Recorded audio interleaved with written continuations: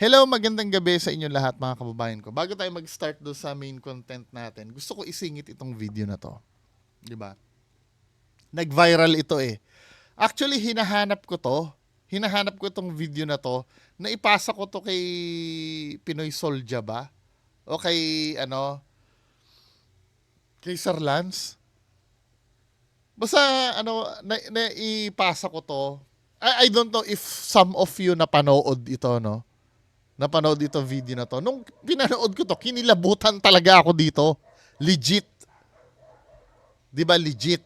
Kinilabutan ako dito legit. So ito yung ito yung video, no? Ito yung I don't know kung napanood niyo na to. Ito yung nagmulat daw na bangkay sa Kabaong. A chilling piece of footage has taken social media by storm, leaving millions of viewers debating its authenticity. The viral clip, shared on X by user MyLordBebo, quickly amassed over 19 million views and sparked intense discussions online. Take a look at what's causing the stir. Sa totoo lang, nakakakilabot talaga siya. Nung pinanood ko yan, kinilabutan ako tsaka hindi ko rin ma-explain kung paano nangyari.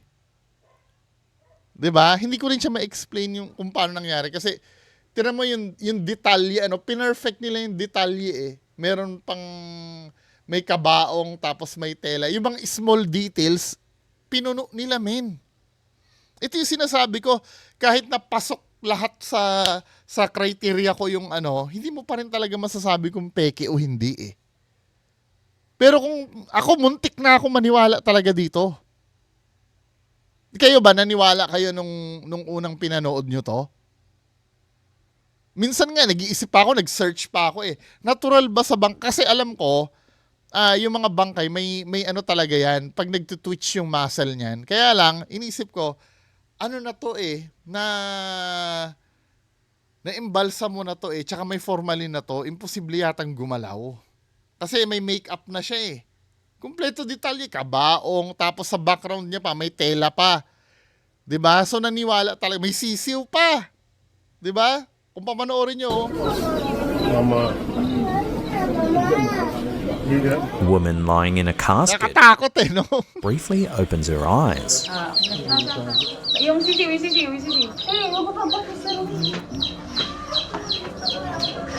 The unsettling detail led to widespread speculation, with many suggesting she had been buried alive. Yung mga hindi pa nakakaalam, shut up muna kayo doon sa mga nakakaalam. Anong tingin niyo, totoo ba to o hindi? Kasi ako, actually, na-convince yata ako na itong video na to. 'Di ba? Kayo, totoo ba yan o hindi? Yan nagmulat. Kayong tatanungin ko bago natin ipagpatuloy. Eh malamang may clue na kayo kasi ito ay hindi totoo. Diba? While others pointed to supernatural. Pero pagka pinutol mo yan, yung clip lang na yan ang maipakita mo, nag-viral yan. Baka minsan yung iba away, paano bobongo mapapatunayang fake yan? Diba? Paano mo mapapatunayang fake yan, bongo? Kitang-kita mo naman bongo nasa kabaong. At nagmumulat. Siyempre, nandun yung iisipin natin, wala nang bobo siguro na magkakabaong sa sarili niya at mag-hire ng ganyan tapos magmumulat lang, magpa-prank. 'Di ba? Pero hindi sumagi sa isip ko yung pagpa-prank eh. 'Di ba? Explanations. However, as the clip continued to circulate, Tapos ito na yung katotohanan. the truth came to light. The video was revealed to be a staged hoax by TikTok user Armin Salon, a popular content 'Di ba? TikTok, hindi ko siya kilala eh. Hindi ko siya kilala pero TikTok pala yan. TikTok video lang. creator from the Philippines known for his elaborate pranks and viral stunts. Despite the revelation, the clip's impact remains significant. 'Di ba? Hindi naman natin alam na na yan ay peke eh. 'Di ba, men? Kasi lahat ng detalye pinulpil niya, pati yung tela sa background eh. Pati yung pagiging legit ng kabaong. Just imagine ako, napaniwala ako nito, men. Hindi ko kinakahiya yon. Kasi yung mga yung mga gumagawa ng ganyan talaga, nag-upgrade na rin eh. Ito yung gusto kong matutunan nyo, mga kababayan ko. Yung mga ganyan, nag-upgrade na rin yung mga yan. Hindi naman forever na pangbobo yung nila eh. Yung mga gimmick nila eh. Darating talaga ang time na ipupush nila yung limits. 'Di ba? Katulad niyan hindi, some of you siguro, mas malakas ang pag-iisip kaysa sa akin na hindi agad naniwala dito. Hindi, I have my reservations, I have my reservations nung napanood ko to kasi tiningnan ko din sa science, nagde-defy siya eh. Pero inaaway ako ng utak ko na sino naman ka akong bugok na taong kukuha ng legit na kabaong, tapos may carpet pa nga eh, tapos may tela pa sa background eh. 'Di ba? Pero at the same time, scientifically not possible ito lalo kung naimbalsam mo ka na at minsan nga alam ko yung tatay ko nung inaayusan siya sa nandun ako eh kasi ako bumili nung damit ng tatay ko noon eh. Minamighty band yan eh, pati bibig. 'Di ba? Siguro, nadala ako, kahit ako mismo nadala ako dito, hindi ko naman kinakahiya yun na nahulog ako dito. Kasi human din naman ako eh. Yung pala talagang prank lang siya. O, kita nyo na? Paano pagka, halimbawa, yung mga pinaniniwalaan yung videos, hindi rin naman pala totoo. 'Di ba? Now, sana, katulad ko, mas lalong humigpit yung pagiging skeptic nyo. Kasi nung unang nakita ko talaga yan, gabi ko pa nga nakita yan eh. Kinilabutan ako dyan eh. Anyway, pagpatuloy na, main topic natin ito. Ito yung pinasa ni Sir Arnold. 'Di ba? Bayan daw sa Northern Samar nabulabog dahil sa umaatake raw na wakwak. 'Di ba? So wakwak ito, wakwak ay asawa. Aswang asawa. Aswang ang wakwak, 'di ba? So pagpatuloy natin 'to.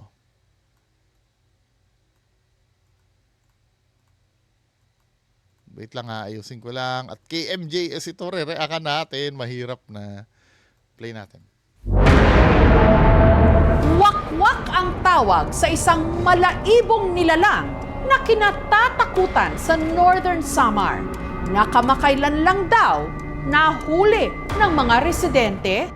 Hello po, may wakwak po sa barangay namin. Pumasok po sa maliit na butas tapos nung hinuka yung butas nasa loob. Ito ang mensaheng ipinarating sa aming Facebook account. Ayaw halin, bata. Siridulan nila. At para So ito yun,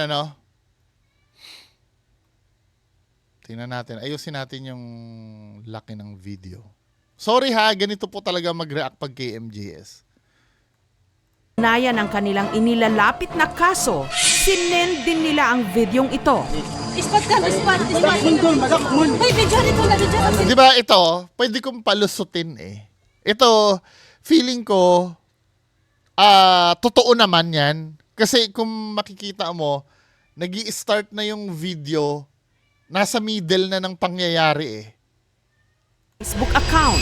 Ayaw halin. Parang binidyuhan na nila.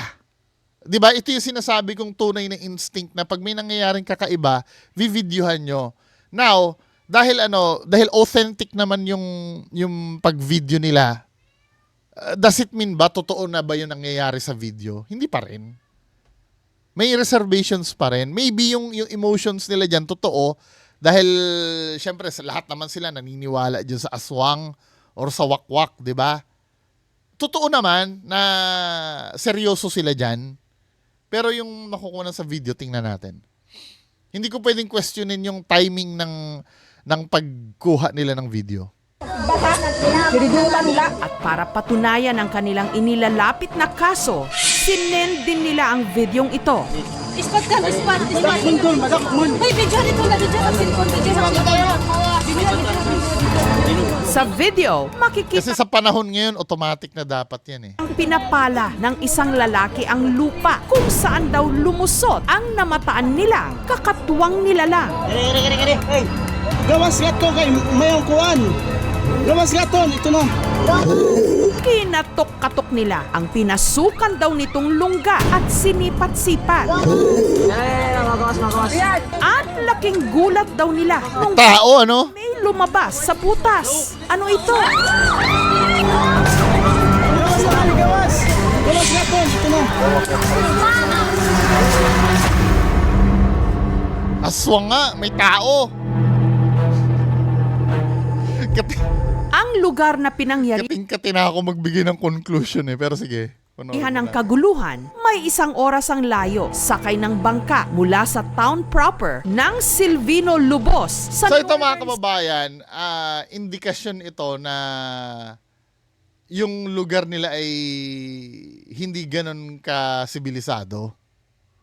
Although na may mga cellphone na sila doon, mga kababayan ko, no? Pero syempre, doon sa lugar nila, buhay pa rin yung makalumang paniniwala. Samar. Kailangan talaga ng may kasama kayo na sundalo sir para seguridad nyo ng area natin sir kasi napapaloob po tayo sa red area na tinatawag. Napapaloob dito sir yung mga NPS. May mga Dito sa NPA. barangay Kabungaan, nakilala ng aming team, si Liliosa. Wait lang, no? Yung mga NPA ba considered as terrorist ba para ano, tawag dito? Para gwardiyahan pa kayo ng ano? Kalibel ba sila ng Abu Sayyaf? Alam ko Abu Sayyaf nangingidnap, pero NPA ganun din ba? Kasi di ba parang mga good naman ng NPA? Tama ba ako? May pinaglalaban lang sila eh. I don't know ngayon no, kung ano pa rin yung NPA. Paki-explain na lang sa baba.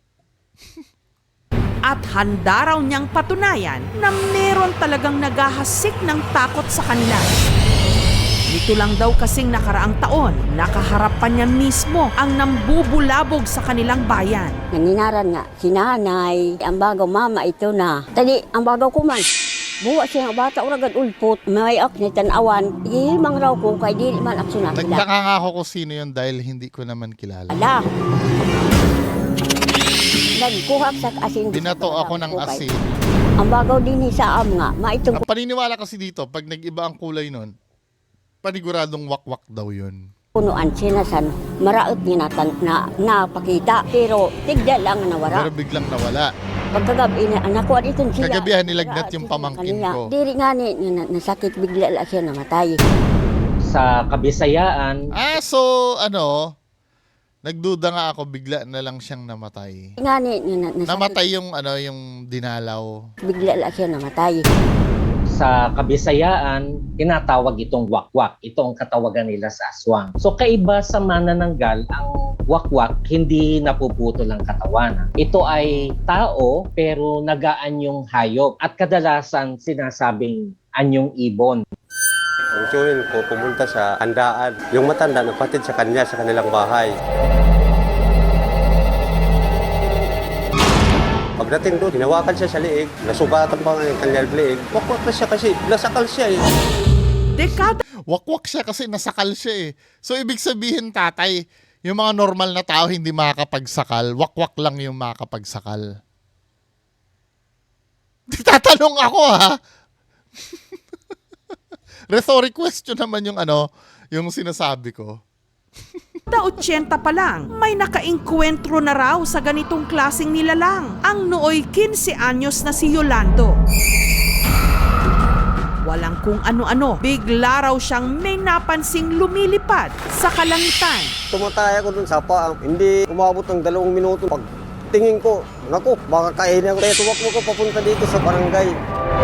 Mula noon, ang ilang mga tiga Silvino Lubos, ingat na raw sa makakasalubong sa daan, lalo na pagkagat ng dilim.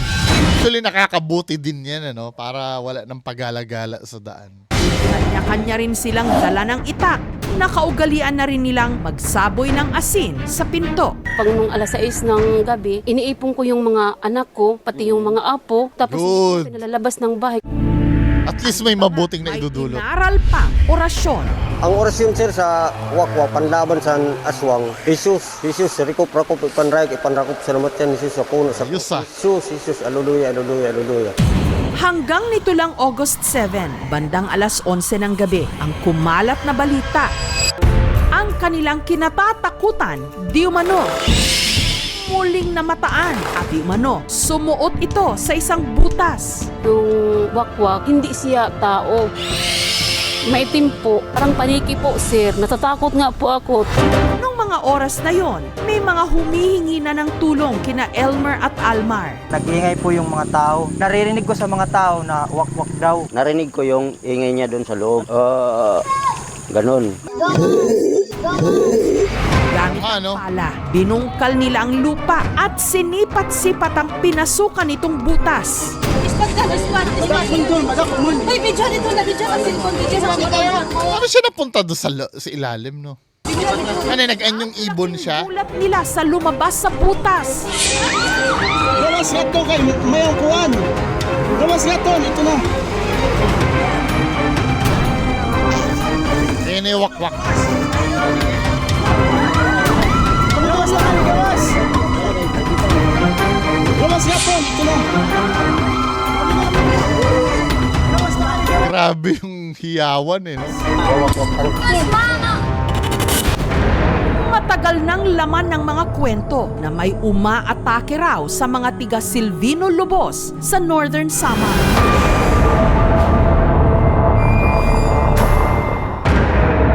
So yun po, pinawakan siya sa liig, nasugatan pa ng kanyang liig. Wakwak na siya kasi, nasakal siya eh. Buwa siya ang bata, uragad ulpot. Wakwak siya kasi nasakal siya, eh. Braga As if na hindi pwede manakal yung regular na ko tao. kay. Ang bagaw din ni sa nga, maitong punuan sinasan, maraot ninatan na pakita. Pero tigda lang nawara. At nito lang August 7, muli raw itong namataan at may mga nakakita di umano na pumasok ito sa butas. Yung wakwak, pumasok, hindi siya tao. Maitim po, parang paniki po sir. Natatakot nga po ako. At ang lupa Maitim daw parang paniki, so may pakpak siya nung pumasok siya dyan. daw ito lumusot, kanilang binungkal. Ispat ka, ispat. Uy, video nito na, video ka, cellphone, video sa mga. Pero sa kanilang paghuhukay, ang lumitaw sa butas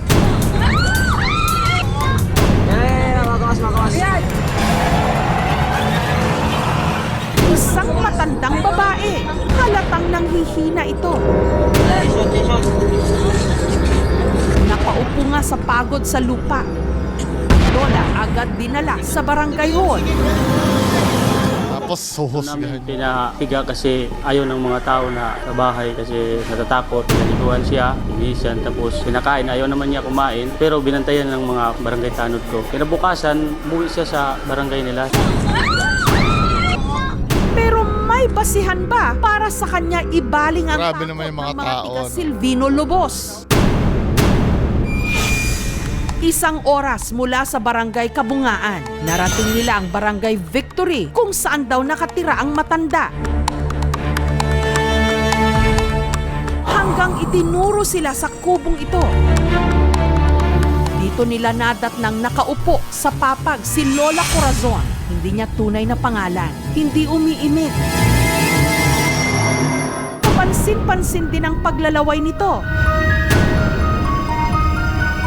Pero dahil sa sugat daw nito sa gilagid, ayon sa kapitbahay at hipag nitong si Milagros, mag-isa na lang sa buhay si Lola Corazon at pinangangambahan nilang meron na rin daw itong sakit sa pag-iisip. Di kang namatay kanya asawa, doon na siya pag pinanguli-uli man. Kay wara nagbabantay, kanhanap man sa kaniya Kawawa pagkaon. naman, Di ano? nakakagataman, iadto sa uma. Ang kanya anak, waray ibibilin a anak, mapakainala maaro siya sa yaon. matagal na raw talagang kung ano-ano ang ibinibintang sa matanda. Di akla naka sumat nga Ano nagsasabi maining ako? wakwak kay dak nakasunong. Wala man iton pagpasiul siya sa kami nga ining arag pike kay ako man ini apike. Kini man nakaimod nga nalupad, malusad la siya, mangungutan, mag-aaro sa yaon pagkaon, dagan man tapos mauli, uuwi magkalayo. na. Di man nagaanano iton. Kung gayon, paanong sa binungkal na lupa kung saan sinasabing lumusot ang kinatatakutang nilalang, biglang sumulpot ang matanda? Napakadto, ingaon di, doon pagigas kabungaan, nagmamakauli siya Buti, bukod kaya ito yung, nahado buti hindi siya pinatay, Kasi, syempre, pagka ganyan, baka patayin nila yan. Ingaon di, doon pagigas Pumunta siya doon sa kabungaan. kabungaan, nagmamakauli siya bukod Gusto niya na sanang umuwi, pero hinabol siya ng mga aso. kaya man. Nahado ko na siya nakasilip. Natakot siya, kaya pumasok siya doon sa butas. Iton nga dito. Para nga di siya matuko. Para hindi siya kagatin. Base sa aming investigasyon, kung titignan ang pinangyarihan ng kaguluhan, sa gilid ito ng sementadong hagdan sa tabi ng ilog, kung saan ang ilalim ng hagdanan may butas kung saan talaga pwedeng mapasok ng tao. Dito po siya sir nahulog, tapos kahulog po sir. Di po namin alam kung pumasok ba doon kasi bigla na lang po nawala. Pero may ano siya yung tungkod nasa ano doon, ilalim. Dito po sir, yung una pong hinukay namin. Kasi narinig na po namin na nag-ihay na po sa loob. May iba pa palang daanan. Normal na tao naman po siya pag labas niya. Bigla siyang nagsuka, nahilo ata.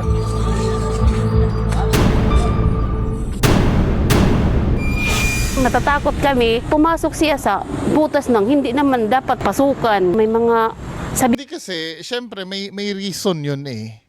'Di ba? Alam, unang-una, yung, 'di ba, malaking factor kasi yung meron kang mental disorder. 'Di ba? Kayo mga normal na tao, syempre, hindi nyo gagawin yun. Normal kayo eh. sabi na si Manang wakwak daw. Ang paniniwala ko lang po sir, baka may sakit yan sa pag-iisip. Sa mga kagubatan, meron tayong mga hayop, lalo na mga ibon o kaya panike o mga lumilipad na mga hayop na hindi natin kilala dahil wala nga nun sa kabayanan. Kapag merong sa mga puno-puno, naririnig silang ingay ng paglipad, tapos mukhang parang tao, bumabalahibo, nandilisik ang mata. Dahil hindi kilala ng mga tao, maaari nilang sabihin, siguro wakwak yun. Ito mga rural areas na to ay merong tinatawag na mythological point of view of thinking. It is positive in such a way na yung community would be having the same belief, pero negative siya in a sense. Yung belief na yon ay maaaring makapanakit na o makapag-stigmatize ng ibang tao. Tapos igagalang nyo yon, men? Igagalang yung belief na yon pag nakakapanakit na. Tawagin mo siyang aswang. Naghahanap ka ng isang tao na maaaring pagbalingan ng paniniwala na yon. Confirmation bias dun. Wala kang ebidensya. Wala pong official na report sa amin sa opisina tungkol po sa insidente. Sa ngayon siguro na nalaman ng opisina, kagad-agad tatawagan namin yung mga DECA workers namin sa barangay para Yun nga, no? Hindi, ito yung matagal ko sinasabi na mamaya, doon sa huling part ng video na to.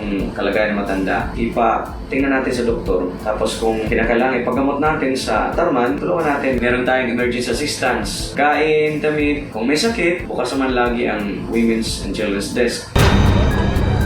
Sa pagtatampok namin ng mga istoryang katulad ng nangyari sa bayang ito, hangarin po naming sa gitna ng mga ingay at kaguluhan, mailabas ang katotohanan sa ganito. Ito hindi sinasabi, ito na yung hatol, 'di ba? Aswang ba siya? Hindi. 'Di ba? Pero yung konsepto ng aswang, bahala pa rin kayo, 'di ba? May mga naniniwala pa rin sa aswang, sige. Trip nyo yan eh. Trip nyong maniwala diyan, so walang problema doon. Pero sana ilulugar nyo yung paniniwala na yan. Kasi pwedeng, kung lahat ay intense yung paniniwala sa aswang, baka mamaya pinatay na yung matanda eh. 'Di ba? Na may sakit siya sa pag-iisip pala tapos pinatay dahil aswang. Kaya ang pinopromote ko dito, gumamit ng critical thinking eh. Paano mo may apply yung critical thinking doon? Sige, mag-isip tayo mga kababayan ko. Ano ba ang hatol ko doon sa video? Aswang ba yun o hindi?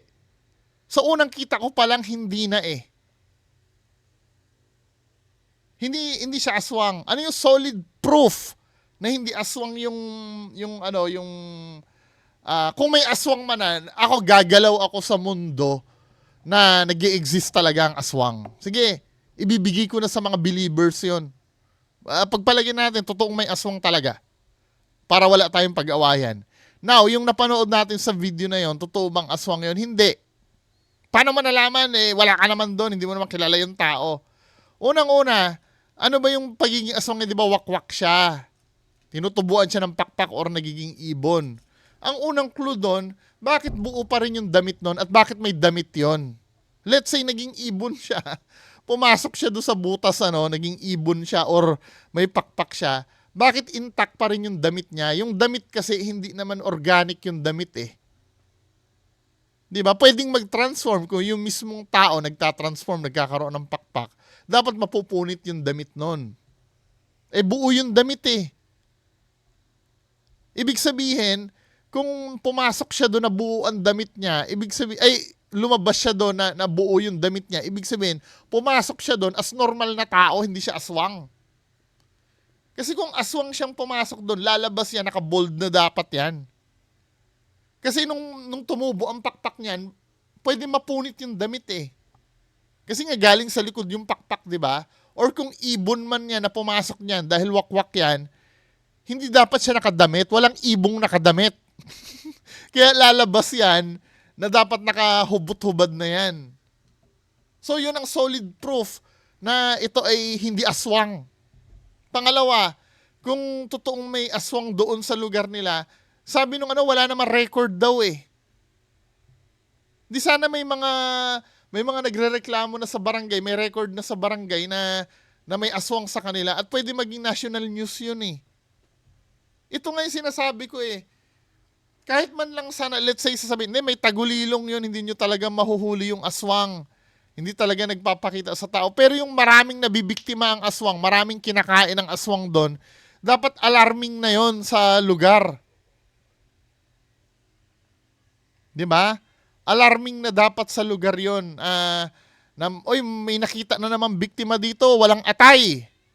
Walang di ba? Marami na nakikitang ganun dapat. Yung aswang, sige, hindi na magpapakita yon dahil nga may power of invisibility o may tagulilong, may sa tagabulag yung aswang, di ba?